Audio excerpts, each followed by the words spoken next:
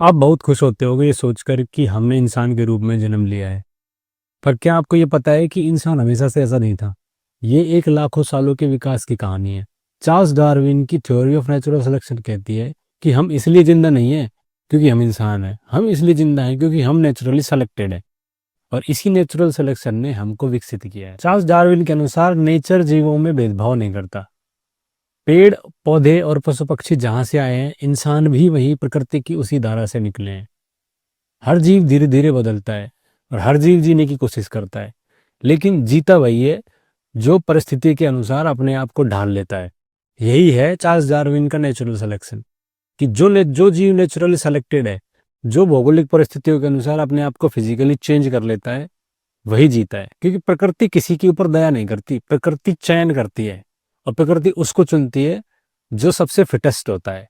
So we do not need to be fast, we do not need to be strong, we just need to be more and more adaptive to over natural situations. तभी हम जिंदा रह पाएंगे, क्योंकि प्रकृति हर पल हर जीव से पूछती है, are you ready for change?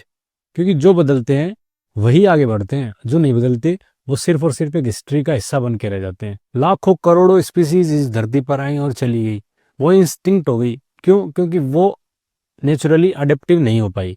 प्रकृति किसी को नहीं बचाती, प्रकृति बस ये तय करती है कि कौन बचेगा। इंसान के रूप में हम तभी सर्वाइव कर पाएंगे तब हम परिस्थितियों के अनुसार खुद को बदलते रहेंगे। और स्पीसीज की तरह क्या इंसान भी एक दिन इस पृथ्वी से डिस्टिंक्ट हो जाएगा, या फिर हम ही हैं जो बाकी स्पीसीज से बेहतर हैं और सर्वाइव करते रहेंगे? What do you think? Drop comment, follow me for more natural reels.